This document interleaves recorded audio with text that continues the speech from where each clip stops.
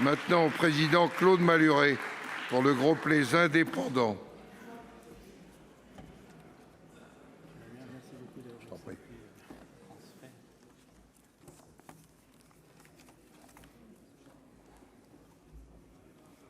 Monsieur le Président, Monsieur le Ministre, mes chers collègues, Bismarck disait « Les lois, c'est comme les saucisses, il vaut mieux ne pas savoir comment elles sont préparées ».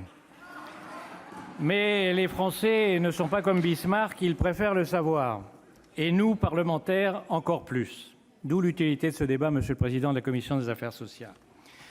Lorsqu'un gouvernement décide une réforme des retraites, Monsieur le Ministre, on sait d'avance qu'il y aura des bosses sur la route. En France, la réforme porte en elle la grève comme la nuée l'orage. Notre pays est donc reparti pour une nouvelle crise de nerfs, énième tentative de remake de 1789, qui menace désormais de se renouveler tous les ans. Vous avez les grèves et les manifs, comme Juppé en 95, comme Raffarin en 2003, comme Villepin en 2006, comme Fillon en 2010, comme El Khomri en 2016, comme Macron l'an dernier. Enfin, un sport où nous sommes champions du monde incontestés. Marx disait que l'histoire se répète, la première fois comme une tragédie, la deuxième fois comme une farce, mais au 25e épisode, ça n'est plus une farce, c'est carrément une série Netflix, et en l'occurrence une mauvaise. Les grèves, c'est long, surtout vers la fin et surtout pour ceux qui les subissent.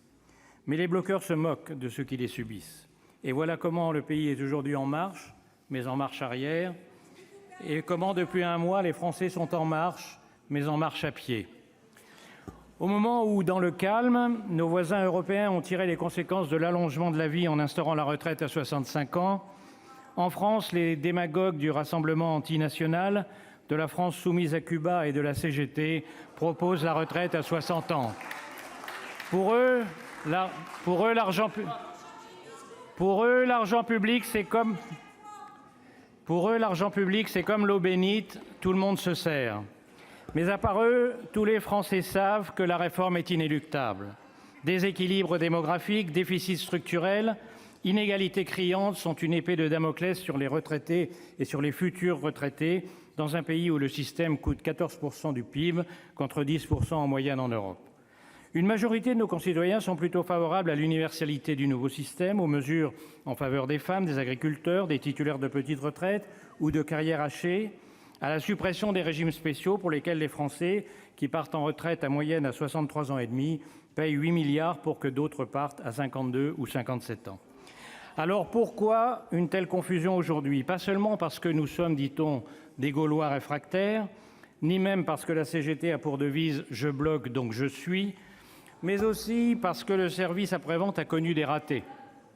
Le gouvernement a réussi à rassembler, mais hélas contre lui, en suivant une ligne droite qui a beaucoup zigzagué.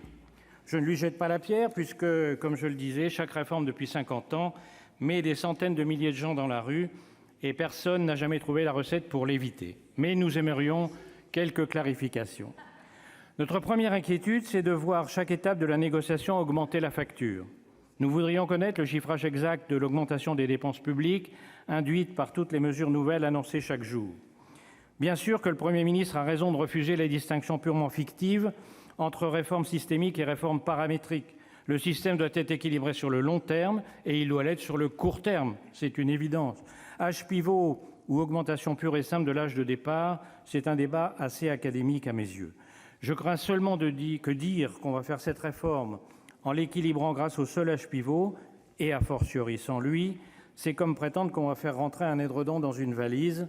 Il va falloir nous expliquer comment. Deuxième inquiétude, les concessions qui s'accumulent à chaque rencontre avec les partenaires sociaux et qui ont abouti dans les faits au maintien de plusieurs régimes particuliers, souvent justifiés, sont-elles terminées? Ou bien va-t-on, à travers les mesures de compensation demandées à la RATP et à la SNCF, les faire payer par des entreprises qui cumulent la sous-rentabilité, le surendettement, l'effondrement de la qualité des services rendus et le sous-investissement? Visiter les toilettes dans l'Intercité de 50 ans, je dis bien 50 ans, que je prends chaque semaine, vous vous demandez à quel moment on a fait un looping. Enfin, beaucoup de gens attendent une réponse précise sur le devenir des 130 milliards d'excédents des régimes autonomes. Si ces réserves, fruits de l'épargne et d'une bonne gestion, devaient devenir la variable d'ajustement d'une facture trop lourde, j'ai peur que beaucoup de gens qui vous sont plutôt favorables deviennent quelque peu courroucés. Monsieur le ministre, cette réforme est indispensable et il faut savoir gré au gouvernement de l'avoir lancée. Nous souhaitons pouvoir la voter, comme le Sénat en a voté d'autres depuis 2 ans sur le code du travail, l'école ou le statut des cheminots. Mais notre grande question à ce stade, c'est quelle réforme exactement ? Vous l'avez compris, nous voulons savoir comment sont fabriquées les saucisses, mais nous souhaitons aussi qu'à la sortie, elles ne soient pas saucissonnées. Merci, Monsieur le Président.